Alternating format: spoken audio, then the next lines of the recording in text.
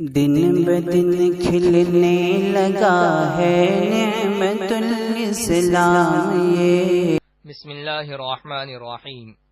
صرف 5 منٹ کا مدرسہ قرآن و حدیث کی روشنی میں 96واں دن 6 ربیع الثانی۔ نمبر 1، اسلامی تاریخ۔ دعوت و تبلیغ کا حکم۔ نبوت ملنے کے بعد بھی حضور صلی اللہ علیہ وسلم بدستور غار حرا جایا کرتے تھے۔ شروع میں سورہ علق کی ابتدائی 5 آیتیں نازل ہوئیں، پھر کئی دنوں تک کوئی وحی نازل نہیں ہوئی۔ اس کو فترۃ الوحی کا زمانہ کہتے ہیں۔ ایک روز آپ صلی اللہ علیہ وسلم غار حرا سے تشریف لا رہے تھے کہ ایک آواز آئی۔ آپ صلی اللہ علیہ وسلم نے چاروں طرف گھوم کر دیکھا مگر کوئی نظر نہیں آیا۔ جب نگاہ اوپر اٹھائی تو دیکھا کہ زمین و آسمان کے درمیان حضرت جبرائیل علیہ السلام ایک تخت پر بیٹھے ہوئے ہیں۔ حضرت جبرائیل علیہ السلام کو اس حالت میں دیکھ کر آپ پر خوف طاری ہو گیا اور گھر آ کر چادر اوڑھ کر لیٹ گئے۔ آپ صلی اللہ علیہ وسلم کی یہ ادا اللہ تبارک و تعالی کو پسند آئی اور سورہ مدثر کی ابتدائی آیتیں نازل فرمائیں۔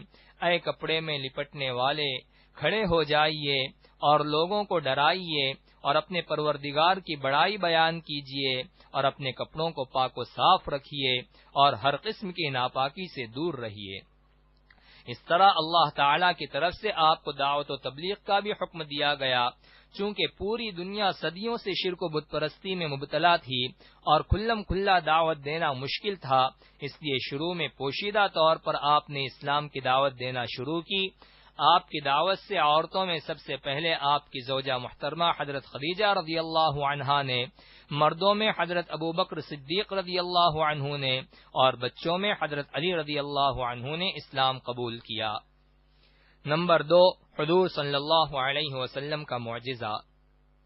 حضرت حنظلہ رضی اللہ عنہ کے حق میں دعا۔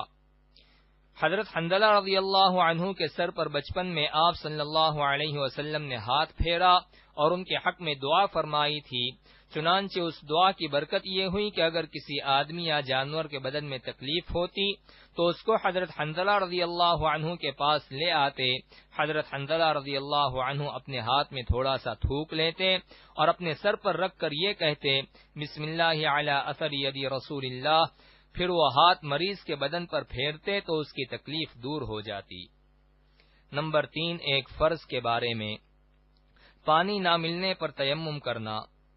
رسول اللہ صلی اللہ علیہ وسلم نے فرمایا، پاک مٹی مسلمان کا سامان طہارت ہے اگرچہ 10 سال تک پانی نہ ملے، پس جب پانی پائے تو چاہیے کہ اس کو بدن پر ڈالے، یعنی اس سے وضو یا غسل کر لے، کیونکہ یہ بہت اچھا ہے۔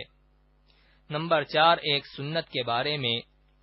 کسی مسلمان کو ہنستا دیکھے تو یہ دعا پڑھے۔ جب کسی مسلمان کو ہنستا ہوا دیکھے تو یہ دعا پڑھے، اضحک اللہ سنک، ترجمہ اللہ آپ کو مسکراتا رکھے۔ نمبر 5، ایک اہم عمل کی فضیلت۔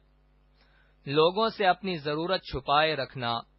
رسول اللہ صلی اللہ علیہ وسلم نے فرمایا، جو شخص بھوکا ہو یا اس کو کوئی اور خاص حاجت ہو اور وہ اپنی اس بھوک اور حاجت کو لوگوں سے چھپائے رکھے، یعنی ان کے سامنے ظاہر کر کے ان سے سوال نہ کرے، تو اللہ تعالی کے ذمہ ہے کہ اس کو حلال طریقے سے 1 سال کا رزق عطا فرمائے۔ نمبر 6، ایک گناہ کے بارے میں۔ حلال کو حرام سمجھنا۔ قرآن میں اللہ تعالی فرماتا ہے، اے ایمان والو، اللہ نے تمہارے لیے جو پاک و لذیذ چیزیں حلال کی ہیں ان کو اپنے اوپر حرام نہ کیا کرو اور شرعی حدود سے آگے مت بڑھو، بے شک اللہ تعالی حد سے آگے بڑھنے والوں کو پسند نہیں کرتا۔ نمبر 7، دنیا کے بارے میں۔ نعمت عطا کرنے میں اللہ تعالی کا قانون۔ قرآن میں اللہ تعالی فرماتا ہے، اللہ جب کسی قوم کو کوئی نعمت عطا کرتا ہے تو اس نعمت کو اس وقت تک نہیں بدلتا جب تک وہ لوگ خود اپنی حالت کو نہ بدلیں، یقیناً اللہ تعالی بڑا سننے والا اور جاننے والا ہے۔ نمبر 8، آخرت کے بارے میں۔ قیامت کن لوگوں پر آئے گی؟ رسول اللہ صلی اللہ علیہ وسلم نے فرمایا، قیامت صرف بدترین لوگوں پر ہی آئے گی۔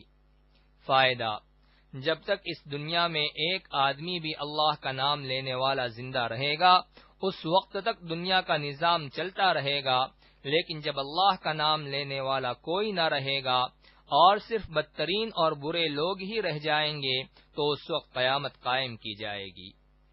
نمبر 9، قرآن سے علاج۔ معوذتین سے بیماری کا علاج۔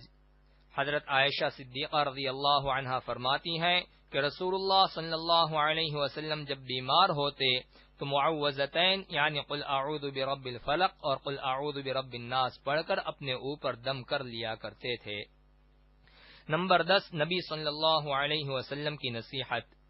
رسول اللہ صلی اللہ علیہ وسلم نے فرمایا، اگر کسی سے ملنے جاؤ تو اندر داخل ہونے سے پہلے 3 مرتبہ اجازت طلب کرو، اگر اجازت مل جائے تو ٹھیک ہے ورنہ واپس لوٹ جاؤ۔